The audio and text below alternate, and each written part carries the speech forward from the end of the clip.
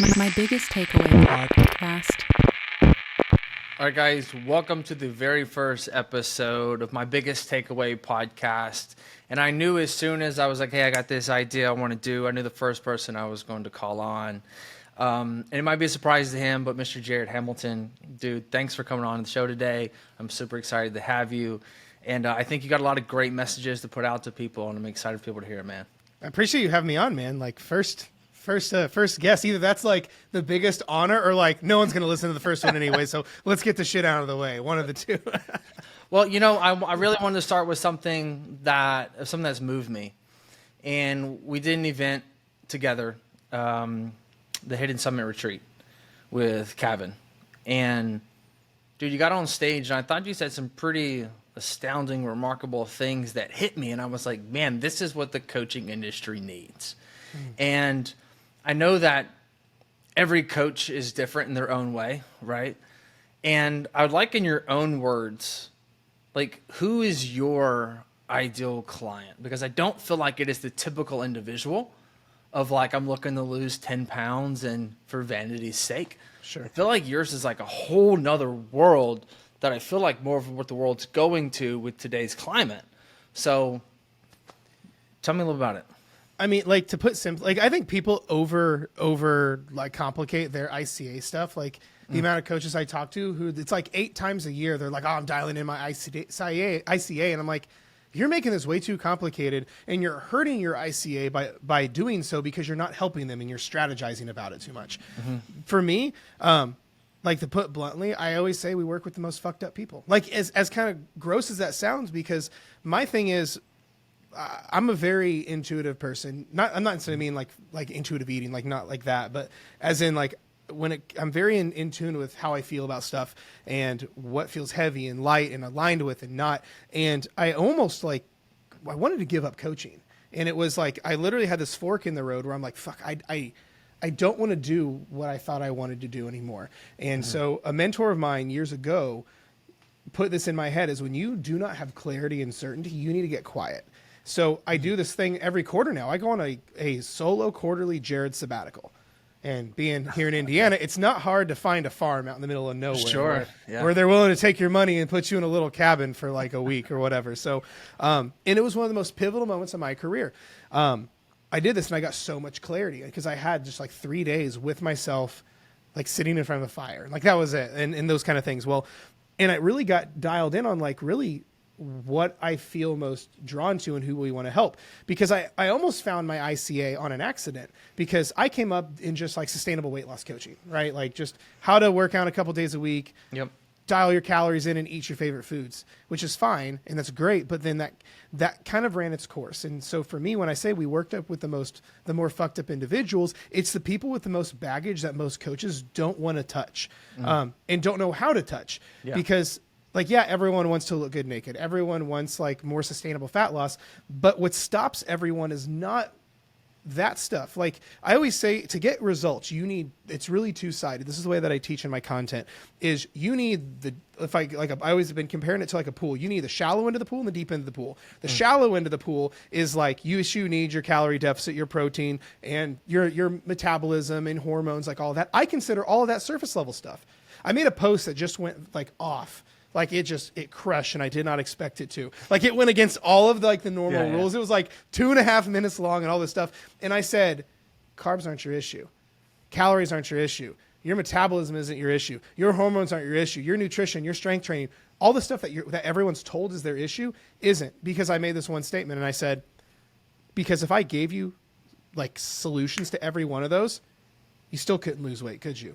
If I just snapped my fingers and your nutrition was perfect, your hormones were perfect, your metabolism's perfect, all the things are perfect, like by the snap of a finger, you'd still struggle, wouldn't you? And everyone goes, yeah, I would. It's because we haven't addressed our identity. We haven't addressed our subconscious sabotage patterns that will run rampant. We haven't addressed our relationship with food. We haven't addressed our triggered self when we get triggered and we want to emotionally eat or not eat or work out or clean the house.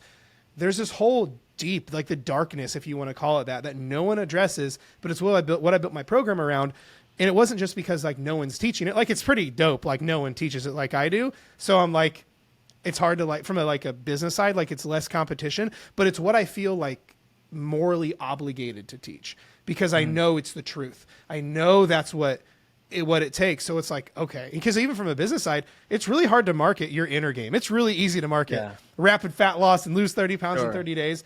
But now when I'm like, no, we got to fix all this deep shit that your therapist couldn't fix, that your coach couldn't fix, that your diet plan couldn't fix. And that's who we target and that's who we help. And that's what I built all my success around.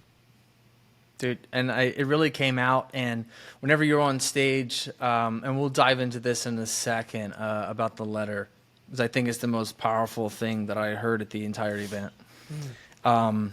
And even I spoke. So, and yours was, dude, I was getting chills listening to yours. I was like, you went a lot deeper than I was expecting. I'm like, oh, we're going there. Like, let's go. Well, it's for a long time, I felt like I've hit a lot, and things start to trickle out now, and I think that's the biggest thing is just trying to be authentic instead of just, whatever the world wants to see. But it's like, what do I want to tell the world? How do I actually help somebody, right? Which I feel like is more of your journey. Because like what you do actually truly changes lives. Yeah, I'll go from, having a 4-pack to a 6-pack, like whoop-de-freaking do. But like looking in the mirror and not wanting to like hate yourself or cause damage to yourself, like that's powerful, which is one of the main reasons why I want to have you on here, because I respect your business and what you do so much. As a person who also has struggled with, I will say, like mental health issues of like what I see in the mirror, right? Because, we've had a lot of personal conversations, especially in Florida, and, I struggle with the like enough phase, right, for myself. Bro, yeah, we like bonded over our bullshit. Right. But, and I find that everybody has a story to some degree. And oftentimes, I'll like suppress my stuff. Like, well, people's got it worse than me. But I had a good friend of mine say, well, who's to say your bad isn't any different than anybody else's bad? Right. Like you can't judge bad. Right. Mm-hmm. But I want to rewind it. What made you decide to be a coach in the first place? It's interesting. I have always been a teacher at heart. So like growing up, the way that I put it bluntly, and I love my parents, and I know the more successful I become and the more notoriety things that happen, like I've been trying to find a way to word this that doesn't come across disrespectful, because I appreciate what my parents did. Sure. But to put bluntly, I am an undereducated homeschool kid, whereas I have 3 other siblings, and we all were homeschooled and like with great intentions, but every one of us struggled. Like, dude, I swear to God, I have like a learning disability somewhere. You know what I mean? But like talking about like the meanings we take away from things, like, dude, I'm telling you, it was the biggest gift, because it taught me how to learn for myself, and it taught me how to advocate for myself. And it taught me some skills in the trenches of some of the hardest times that I've had. So I started off like struggling with it's why I think to this day, it's why I feel so far behind. Like I just turned 32, and I made a post about this where I struggle so hard with not like being disappointed in myself because I should be further ahead. I know it's not true. I know it's an old narrative, but fuck, it's just like this thing that just screams at me. Right. So, and I think a lot of people feel like that, but guilty. Yeah. But it's one of those things, man, where I don't know if the reason I love coaching is because like I'm basically like the version that I needed. Maybe there's some deeper side of that. Like I'm the Jared now that little Jared like really could have used. Could be that. But at the end of the day, I also know what it's like. Like, I think, like growing up, like I struggled with learning. And so like when it took a lot to get something in my head, but once it was there, like it was fucking there. So, cause I fell into coaching on an accident. I struggled. I was a fat kid. I struggled with all the shit that I teach. I struggled with it myself firsthand, which is a gift by itself because I know what it's like. I can resonate. Yeah. I know coaches that have never not been shredded, and then they're trying to teach 40-pound overweight Mrs. Jones. Like he's like, oh yeah, I can relate. It's like, no, you can't. You've always had an egg carton for abs. Yeah. And so for me, it's come to serve me because I know what it's like. But I've always had this side of me that's always been entrepreneurial. Like when I was 12, I was going door to door in the wintertime here in Indiana, shoveling snow in old people's driveways for $20. Like I've always had like that in me. My dad was an entrepreneur. Knowing who I know now, he didn't do it very well. So like, but like there's always been that side of things, but then I've always struggled. So I've always had to learn, because I never got the answers I needed. But I think all humans also have this inherent need to help people. Like it's crazy. Like if you even look at the chemical difference between serotonin and dopamine, the main difference from one or the other is one requires you to be in service to others. It's crazy. Like compared to like dopamine, like, yeah, you'll like eat a cookie and get a dopamine hit, scroll social media for a dopamine hit. Serotonin, if I'm not mistaken, literally almost in a lot of cases requires helping someone else, which is crazy to me. I think all humans have that inherent thing. But then I've always, but I grew up teaching. Like when I was my first coaching job, I didn't even think about it coaching. I grew up in because being that awkward homeschool kid, I never played sports growing up. So, but I got involved in martial arts when I was like 14, and it was the only hobby I had. So I was at that school every fucking day, right? I was doing like all the arts. I was doing everything like every other day. And I swear it's what saved me with my social skills and communication and all that. And once I did that, then I excelled, and I ended up like just doing really well across the board.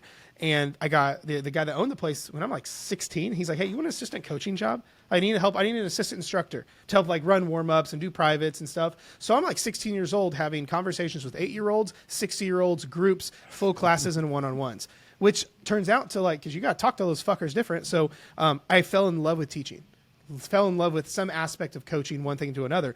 But then around that age, my big thing was I played drums. Before I got into fitness, I was the only other hobby I had was I played drums. I went through like 4 instructors. It was like it was my thing. I like would compete in drum offs. I would do all this crazy shit. And but then the entrepreneurial side kicked in, started teaching lessons. I basically mimicked what my teacher did to me in our basement. I had 2 kits, and I built my own little drum teacher business, charging like $17 a half hour, like shit like that. But it was something different, but I was still coaching. Like I've always had this inherent thing where I've loved teaching and helping develop skill sets for others. And no matter where I went in life, there's always it's like followed me. I did that in drums, and I went to martial arts, and I started teaching that. Then I went to college, sucked, but fell in love with personal training. Found out this whole trainer thing is a thing. So I'm like, oh, I can get my certification. I can schedule clients between classes. It's in like the niche because I thought I was going to be a physical therapist. So then I started doing that, found out I love business, and found out I love coaching. So I built like an entire personal training business doing like 200 sessions a month by myself, 4:30 to 9 that grind, worked for 3 different gyms, like the whole thing. I have the most patient wife in the world. And then I got online, and then I'm like, this is running its course, and I got online. So like my journey has been kind of weird and interesting, but I've always just loved helping and coaching people since I was little. So, dude, it's so interesting how similar our stories are, except the homeschooling piece. However, from Alabama, I might also say lack of education, but dude, I find it so interesting that in college, working as a trainer, because I did the same thing, right? Mm-hmm. I mean, I graduated college, and I was going throughout college, and I was making like $4,000 a week, and I just thought, man, I was hot shit. Yeah. Cash, going to school. I don't have to have any like serious debt in my loans because I'm able to make the money and pay for the classes. And again, Alabama education, it's not expensive. But at what point did you want to go from an in-person trainer to online? I got tired of I was just getting burned out. Like I'd been doing that for 5 years. Like it's straight. I'm talking about because it went from working for 3 different gyms because my in-person like independent training was not off the ground yet. So I was working at a university gym making a whole $12 an hour because they robbed their trainers. Mm-hmm. I was working at like a multi-million-dollar YMCA with 14,000 members. Again, $12 an hour because they're charging $100 a session, paying their trainers $12. And then in the meantime, in my hometown at this mom and pop that I basically paid rent and they left me the fuck alone. So it was the dopest thing for a while. And so then it got to the point where I built my in-person just enough where I'm like, okay, I think I can live on this. Quit both my corporate jobs, corporate trainer jobs. And then And then I went all in. I'm like, was officially an entrepreneur, which was scary as. Oh, and I was working at GNC, and then I quit that too. So, and at Papa John's. So I quit literally everything, and I was like fully an entrepreneur. It was the scariest thing I've ever done. And what's funny, I even had immediate resistance as soon as I did that. I was leaving my final job, and one of the because I was quitting my last job, and it was actually the pizza delivery driver job because it was just quick cash tips and stuff. And as soon as on my last day, I like clocked out, and everyone's like, high fives, we're proud of you, you go crush it, except for this bastard named Andy. Andy was a career pizza delivery driver, and he looked at me dead in my eyes, and he said, "You'll be back." And I go, meanwhile, I'm uncertain as fuck. I'm like scared shitless. Yeah. Right? He goes, "You'll be back." And I go, "You know, Andy, I don't think I will be." And he goes, and then with all the certainty in the world, he goes, "Oh no, they all come back," and walked away. And I'm like, God, and I left. I put that motherfucker right here though for years. And I'm like, I've got to prove this bastard wrong. I don't know if that was the right thing to do, but man, Andy got me through some tough times. I don't think he knows it. What's funny to this day, if I go back to my hometown and I go get pizza on a Friday night, Andy's still there. What's up, brother? Like it's like he knows though. He's just like, you can feel it. But it's funny how when people live on one side of the fence and people come back because fear, don't have it together, not the right mentor, right something, and they just go back to what's comfortable and what they know they can do. And he's just never left that comfortable place. And like, like facts. Odds are you're going to fail as an entrepreneur, right? Give you a few statistics. At least they might not still be the case, but in the e-com world, right? Because that's essentially my background is marketing e-com. Is that 2% of businesses do 7+ figures a year? 2%. It's crazy. And people's like, I'm gonna start a product. I'm gonna build this business and I'm gonna make a lot of money. It's like, okay, there's another fact for you. If you make a 20% margin, you are absolutely crushing the game in the e-com world. Which means if you do $1 million, you made $200,000. And it's like at that amount of money you have to make, $1 million is a lot of money for anybody that doesn't know. $83,000 a month in revenue is tough. Yeah. Okay. And to make it to where you have such a great margin from it, and then you're making $200,000, I'm like, you're barely over a good corporate job. Yeah. And it's like, that's a lot of stress, a lot of energy, a lot of money you got to invest to do that, which is why I always suggest, hey, you need to do a service business first and then grow into a product if you choose to do so, because there's two types of companies out there. You have an equity company and a cash cow company. Service is cash cow, equity is e-com or a product based. Where you make the money on the exit, you don't make the money in the process, right? So it's interesting, though. Man, I think the negativity of the people holding us back sometimes is what prevents people from moving forward. Sure. What would be your number one piece of advice for that trainer right now listening in person that doesn't know what next steps to take to go online? I mean, I think it's just about what's the next one. I think people get caught up in all of the things. Like the overwhelm is crazy. I was watching, it was a clip of Jordan Peterson talking about anxiety. And he's talking about anxiety comes from too many options. He goes, if you're in a dropped in the middle of the desert, that was the analogy he gave, you don't know what way to go. Or you have all the options, but like it's the most anxiety ridden thing because you don't know which one's the right one.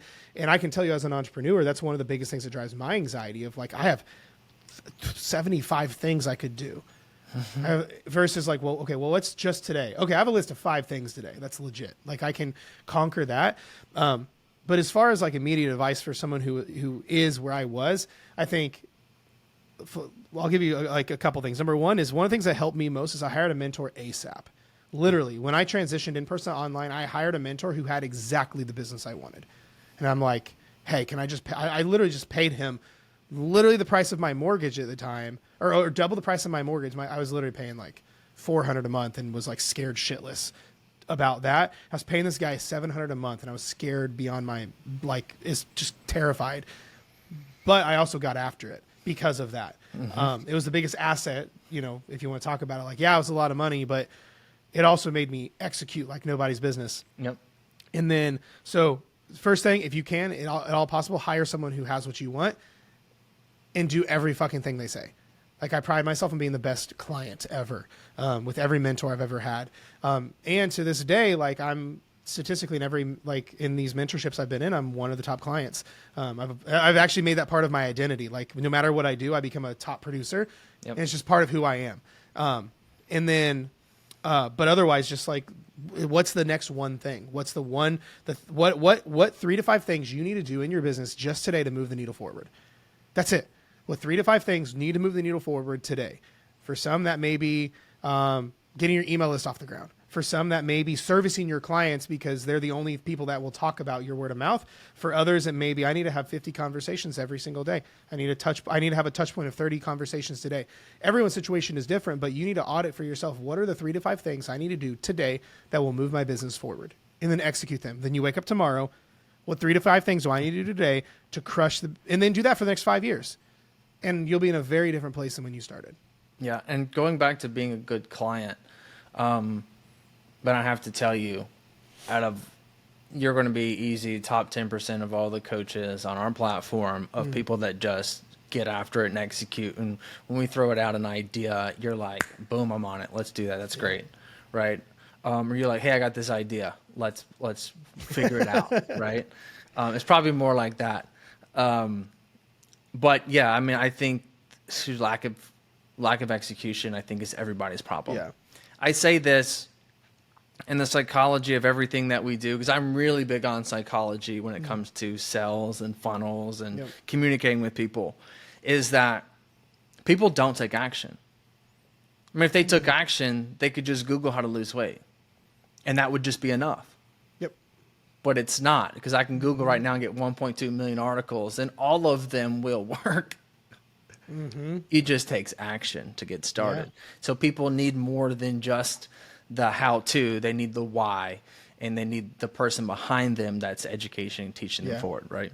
The event I was just speaking at this past weekend, I had a lot of conversations off the stage with a lot of coaches that are not even started, or they have like a couple clients, and they're trying to scale and they're trying to get to a sustainable point. And you're right, none of them are making consistent action.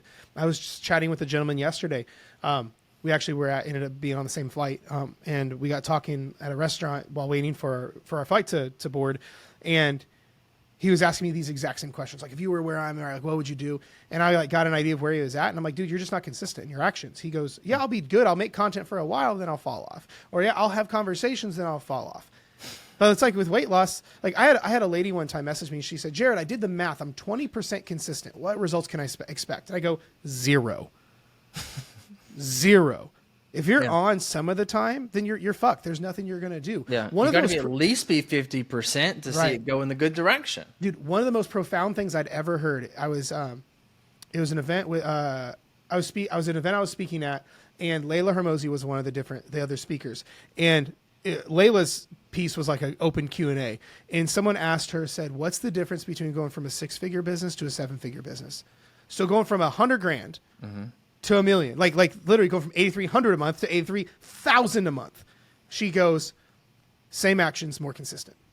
And I'm like, and she broke it down. And Layla is the person for that, like at the proven track record. And she literally said, same actions, more consistent at a higher level. And I thought about it, and like watching my journey go from like, over the course of like these kind of numbers, I'm like, yeah, that is more true than ever. When I made my first $100,000, I was like I got kind of consistent. I was doing okay. I wasn't sure. I was just like kind of throwing shit to the wall, seeing what sticks. Now, like, it's literally the same actions, but it's autopilot. It is completely dialed in. It is a little more sophisticated. It is at a higher level and more consistent than ever. And I never thought about it until she said it. So I think that's the biggest thing. If someone's broken, not making anything, and they're struggling because you're not consistent, it's ridiculous what you can do when you are consistent with anything, let alone to be good. All right, I got to ask you, what is the biggest takeaway that a client has taught you? Wow. That's a fucking question. Biggest takeaway. I'm thinking what comes to mind first. I think that's one of the best answers. Whatever just goes straight to the front of your forehead first. You know, when you ask that, the very first thing that comes to mind is not what I would think. It was, I don't think I realized how important any level of support and accountability is. I had a client who, and this, I think it taught me a lot about having like the right kind of love and care in a relationship driven, connection based model of anything. Was she's like, hey, yeah, fat loss is cool. These intergame wins are cool. But the fact that like you literally didn't let me quit, I would have quit on myself. She's like, the fact that like I knew you were in my corner. Like and it's more than just this fitnessy weight loss stuff. She's like, I knew you were there. And just like having you guys there, I mean, like me and my team, having like knowing that you weren't going anywhere and you believed in me does more for me than the fat loss stuff. And I was like, I never thought about it like that. Cause I'm thinking like, we got to get results. We got to like the specifics around like periodization and like actions.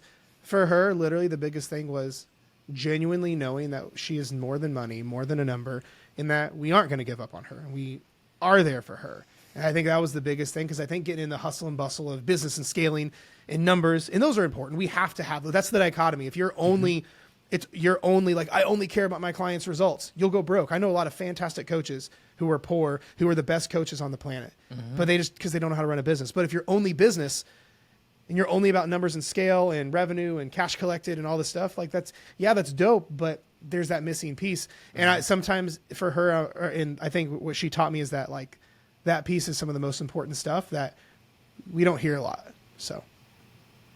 I like it. Yeah. You know, based on what you just said, there is a nice dichotomy between the both of you have acquisition and retention, right? No, funny that's really the two pieces of what AR is, right? But you have those that focus only on sales, and you have those that focus only on retention or the coaching side, and you can't have a successful business at the end of the day in more than 3 years without both. Because you can make a lot of money, but your clients and your word is going to be so shit by the time it's over. You're not going to have anything because your retention's so bad, or you never grow because you don't know how to run the business, right? It's interesting, the dichotomy it takes between both. And we've both seen it. You see those that just sell, and it's just an empty plate that you receive. And then you see those that are like, man, like you just have so much potential, but it just don't click for you. You just don't see past the program. You don't see past the coaching. But it's cool to see somebody that gets both, because I think you have to care about both. I think a lot of coaches, they just care about coaching and not growing a business. And like, that's amazing. You're a great employee. And it becomes difficult to see that. On that, not to interrupt you, but I think it's relevant. One of the most powerful things I've ever heard, it's not even a trendy quote. I literally heard it on a clip of a Tony Robbins event. Years ago, I found Tony Robbins has a podcast that's just like micro content of some of his events. And he had a fitness professional that owned a gym that was struggling with this exact thing. And Tony made one sentence that like flipped everything for me. He says, without a margin, there is no mission, because you can't afford the mission. And I go, that's the dichotomy. Because I believe everything good has a dichotomy. Everything good. Like that, I read Jocko Willink's book, The Dichotomy of Leadership, and that opened my eyes on literally everything worthwhile in any capacity has a dichotomy. Like he talks about in leadership, if you swing your pendulum too far one side, you overlead. That's called micromanaging and not trusting your team. Well, that's toxic. Or you have the other side where it's like, oh, I didn't know, that's their job, not my fault. Like, okay, now you're a shitty leader. Well, where's the magic? It's somewhere in like the it's the dichotomy. But I think a lot of coaches struggle with the dichotomy of like, no, I want to really change these people's lives, but fuck, I need to be able to pay my mortgage and I want to like actually be wealthy and thrive. And most people fall in one or the other. They're a great coach, but they're poor, or they're really wealthy and they made numbers, but like the clients are just a bunch of data points. But like, I think Tony put it best. He says, without a margin, there's no mission, because you can't afford it. And I think that cleared everything up for me. I like that. I want to ask you a question that you probably have never been asked. Uh-oh. What's the biggest mistake you've made in business? There's just so many to choose from. That's hard. That's so hard. Again, I'm trying to think of what like comes to mind first. Yep. I got asked a similar question on that panel the other day. And I think back to in the beginning, and it was, I was oblivious on how my business ran. I couldn't tell you in my words how my business ran. And of course, if I can't tell you in my words, there's no way it's going to happen in like tangible results, you know? Because I teach the same thing in weight loss. I go, cool. How are you going to lose weight? How are you going to get Mrs. Jones? How are you going to get these 40 pounds off? And if she cannot tell me step by step in just her words on a call how she's going to, you know, when emotions are involved in a crazy busy day with kids at soccer practice and her husband and all this stuff, it's not going to happen. I couldn't tell you how I made money. I couldn't tell you. All I know is I created a bunch of content. Hope to God someone hit the link in my bio. And I hopped on a call and I said, so here's what I do. You want to pay for it? Okay. And somehow I was making money.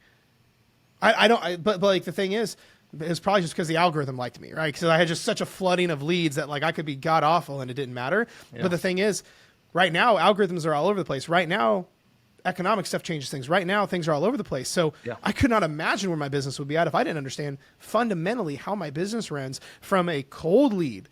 Like if you said, Jared, how do I take like, hey, ice cold leads, no one knows you exist, get them to be a raving pain, high ticket client. I can walk you through the entire journey. But I couldn't before. So now when something goes wrong, because no business is perfect, I can go, it's a nurture issue.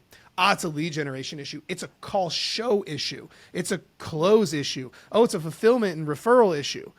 Oh, it's a lead source issue, right? Now I can get massive clarity, which gets rid of my anxiety, and I can fix the problem versus like, I posted and prayed and it didn't work. Fuck, you know? But I think it's scary how long I let my business go. Had no idea how it worked. I just post content, people signed up.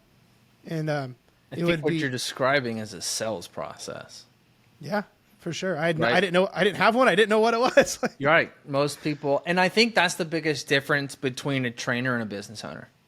Yeah. Right. I have these calls every day, right? And most of the people I get on the phone with are like, I train people. How? Right? And that's essentially what you just described, where it's just like, I don't know, I just do. Yeah. And so understanding that sales process is where you shift from I train people to I talk to people, I nurture, I book appointments, I do sales calls, I close, I manage client, I retain, right? Mm-hmm. Like understanding all those pieces. Obviously, it becomes a lot easier when somebody guides you through that process of what that's supposed to look like. Right. And so you turn a 6-year process into a 6-month process of learning, right? But it's so funny because, like, you know, when I was younger, first starting out, I didn't hire a mentor. And, dude, it took me so long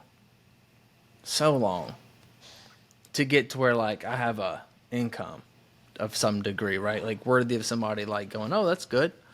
Yeah. You know, I was always so envy of, like, people that had normal jobs because they got paid and, like, they had all these benefits and blah, blah, blah, blah. And it was lack of me willing to, like, learn. Yeah. My ego of, like, I can do it. Because I always grew up, like, you got 2 hands, you can do it, which is true, right? But when somebody else is able to, like, teach you along the way, just like that's why you hire a trainer. Yeah. Same thing. So I wouldn't hire a trainer even though I was a trainer. Mm-hmm. I was like, I'm good enough. I got this. Yeah. And so it's funny because it wasn't until a friend of mine forced me to go down to Mission Olympia to where things really started to click for me. And what I mean by that is because I went down there and I met Rob Bailey and I joined his group. And from there, my life started to change. Between being around people that were doing bigger and better things and seeing how they were doing it, built a relationship, went to events. I've been to numerous events at this point. And I think you're a big advocate of events as well, because you get around other like-minded people, you continue to flourish and grow and learn. understand how things work and see it in a bigger way and leave motivated and smarter. But building relationships and getting in front of people and having conversations. And so I think that's like really big that you started that way, which I think is why at 32 you were so successful and have been for quite some time now, because you put the right pieces in play and you really believed in helping the end client. And the sales process can be learned, right? But your heart has to be in it. Yeah. So everyone has one. Are you okay to share it? Who has been the most impactful client that you've ever worked with? This is a really, actually, it's funny. I've never been asked that. And the very first one that came to mind, and I tell his story often, and it is not the one that you would think. He was one of my worst clients I ever had, and he died. And I use his story as a lesson a lot, and it really taught me how impactful coaching can be because he chose not to take it. So this is kind of dark, but it has one of the most powerful meanings for me. And I literally talk about this in a lot of trainings. I think when people are struggling, I think more people in this world are, well, if you want to use the term motivated, or their actions are taken by avoidance of pain versus pursuit of pleasure. Like Tony Robbins talks about, it's the only two things that drive human behaviors: going towards something you want or avoiding something you don't.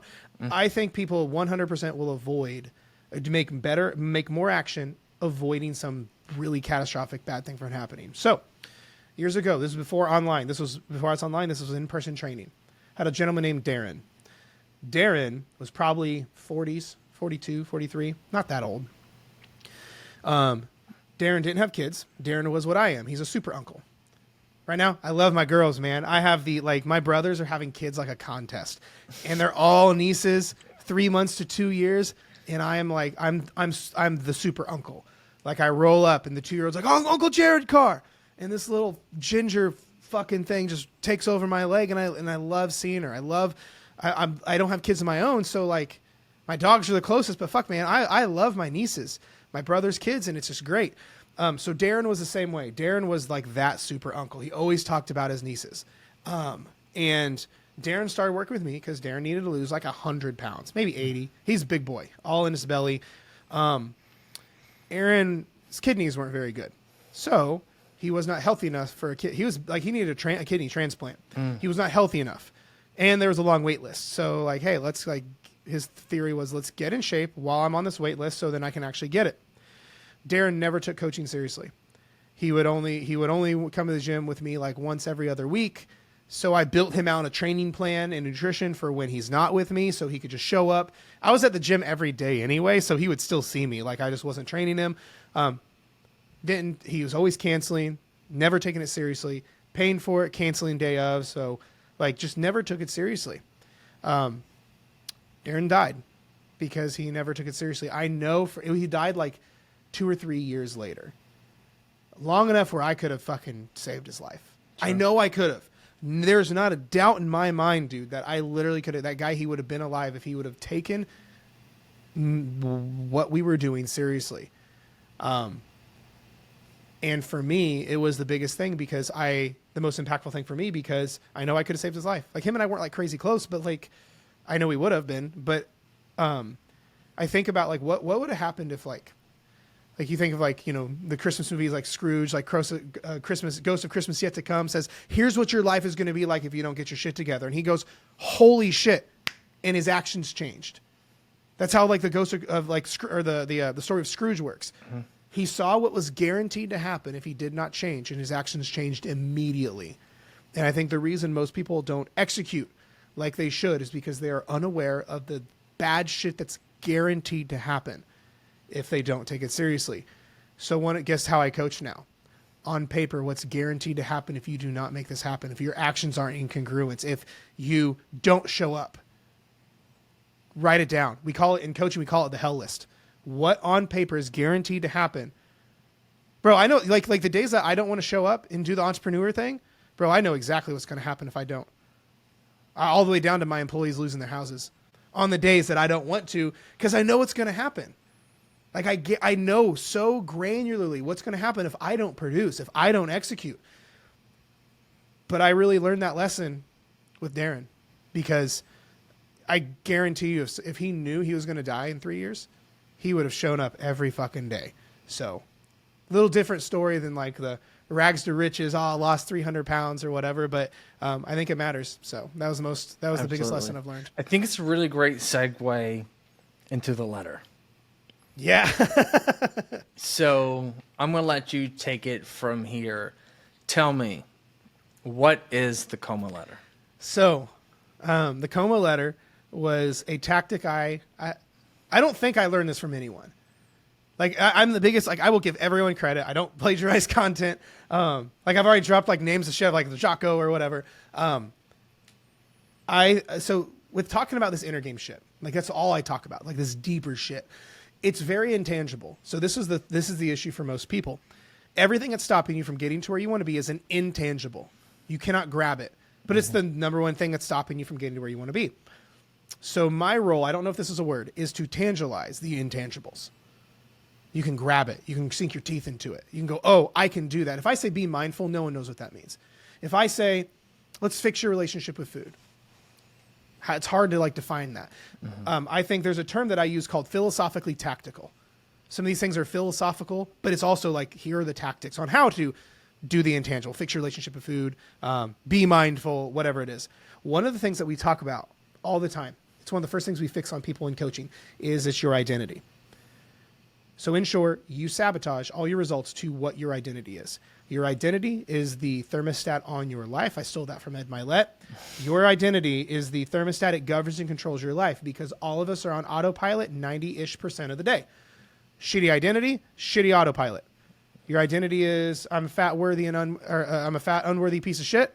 Well, you're good when you're on to the 10% where you're thinking about shit, but then when you go on autopilot, you sabotage to the fat unworthy version of you, which means all that means is your actions are in congruence subconsciously with who you think you are at a deep level. So instead of fighting this uphill battle, why don't we just change the thermostat?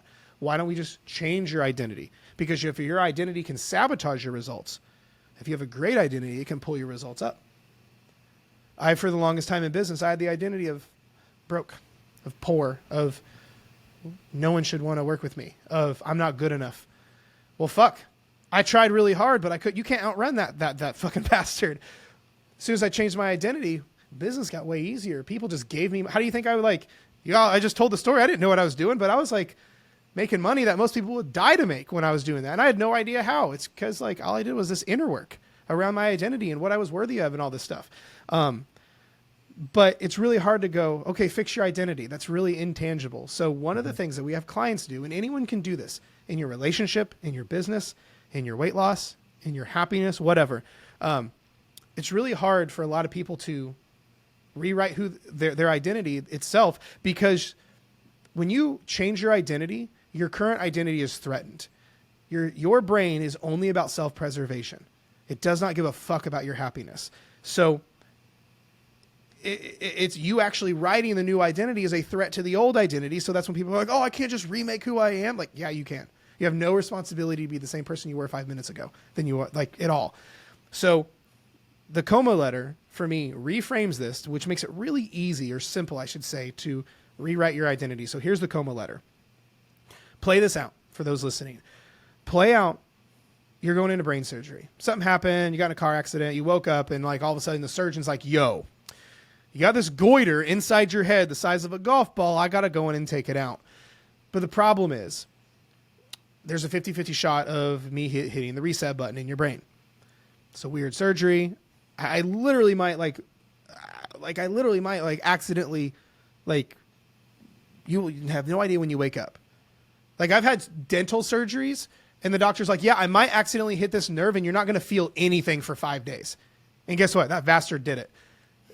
But that's a normal medical thing. So imagine this doctor that's like, I might hit the reset button, man. So, and he slides a piece of paper across the table. He's like, I want you to take the next half hour or so. We're going in 30 minutes. Rewrite just write yourself a letter to read when you wake up if I hit that reset button of who you think you are. Like, yeah, you can be like, this is mom, this is this.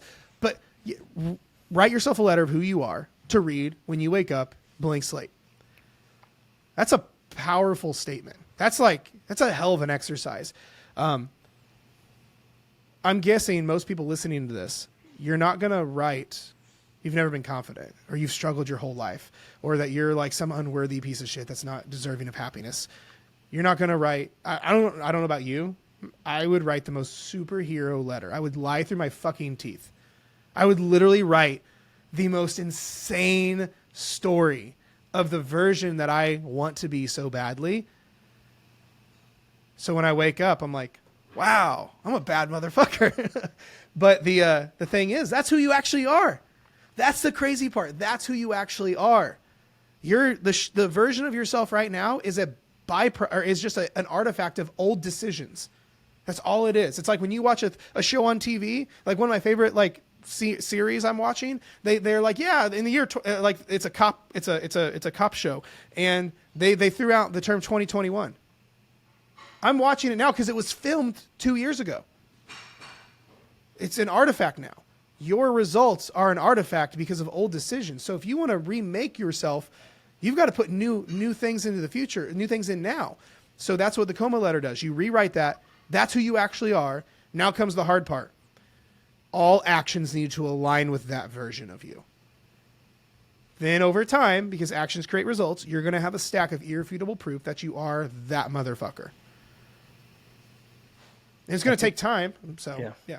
I think, for somebody like myself, like it still makes me emotional, even thinking about the concept, because it is so powerful.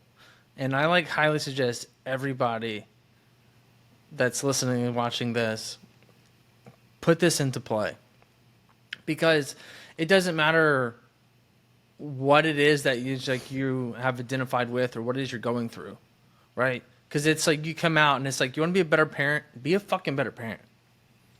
You want to be in shape, be in shape.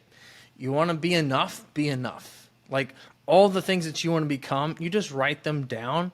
And as you said, it's okay. So now what would that type of person, what would they do? What would they become? What would their actions be? Right? And the Ed Milet piece says that right now you're comfortable. You're running this 72. It's nice and comfortable temperature in here. But if you want to change, you got to change your thermostat, and you have to essentially elevate that heat, which means you got to get uncomfortable. So now you want to run at the 10% of life in which you're doing good, right?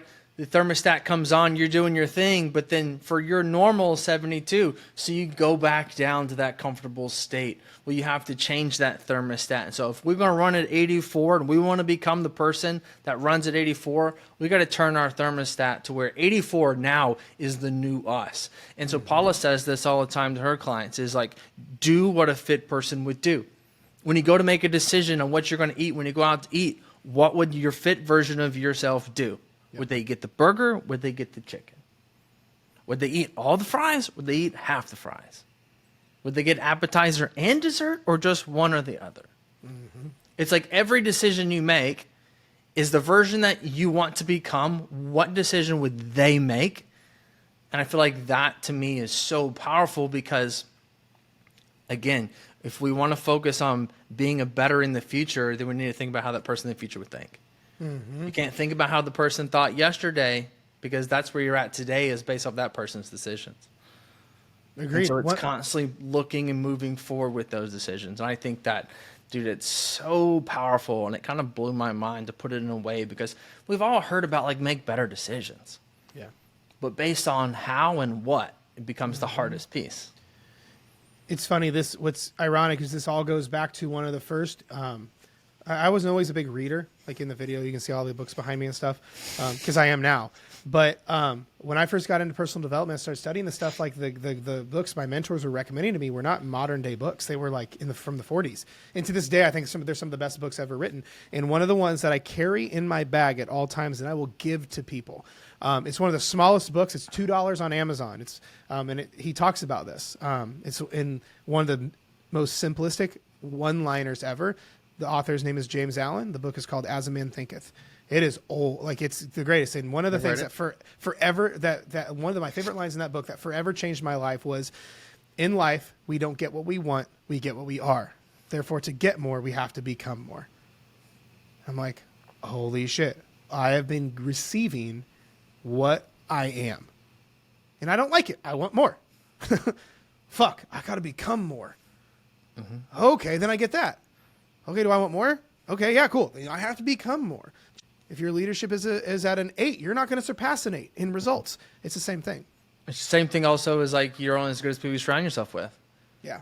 If you're the smallest one in the bunch and everyone else is, bigger and better in life, you're naturally going to go to more because you have to become more to become part of that group. Yep. Right? 100%. And you're going to start doing what those people do.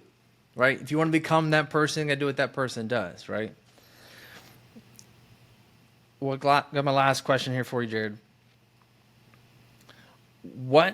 Whenever you have people essentially you talk to and come across and watch your content, right? What is the biggest takeaway you want people to get from you? The first thing that came to my head is, wait, hang on, let me take us back. You mean from like the business side, or like what they experience having interacted with my work? We'll do both. Let's start with the business. Oh, this is where I'm supposed to be. It's literally the reaction I want. My favorite thing ever is when people find my content, listen to my podcast, join my community, hop on my email list, follow my Instagram page as they go, oh, this is where I'm supposed to be. That is the vibe. That is whatever you want to call it. That is the meaning I want them to have as they go, where has this been my whole life? This makes sense. This is where I'm supposed to be. My community, it's why the term I use with my community, like we all have Facebook communities and stuff, is I use it, the term is everyone's home base. This is home. This is where like you go to get grounded, where you're supposed to be, to get the help, to get the support, to get the love, to get the answers, to get around the right people. It should be your home base. And I think I try to make my content like that as a whole. So I dig that. And your biggest takeaway on the personal side? The way, something I've always strived for, I learned this from Bob Proctor years ago when I was like 23, 22. I've adopted this, and this is like my big, like in general thing. Cause everyone comes to like my content or my shit for different reasons. Right. And he taught this when he was alive. It was leave them with the feeling of increase. I want them to, when they come to my stuff, I want them to be in a better place I want to leave them in a better place than when they came to me. Whether that be a funny reel, whether that be an educational whatever, it doesn't matter. Like most people, social media and other accounts, like leave people in a bad place, comparison or disappointed or discouraged or drama or whatever. I want people to leave with a feeling of increase. But this is like a whole thing in my life in general, whether a DM conversation, whether it be my content that I make, or whether they saw me at the event and they literally didn't even engage. They just saw me engage with that person. That's what I want. All right, man. Well, dude, I appreciate you having on the podcast, man. It's been awesome. We'll see how many other people make me emotional along the way. But, dude, I want to say thank you again. Where can people find you? I appreciate you having me, man. This is great. I love you, and I love the work that you're doing. I'm happy as fuck. Not just with like obviously like AR, but I'm grateful for your friendship and for the relationship we've grown. People can find me at Real Jared Hamilton on Instagram and TikTok and that stuff. And then my podcast is called Dieting from the Inside Out. Right on, man. Well, I appreciate everybody listening. Jared, thank you again, and we'll see you guys in the next one.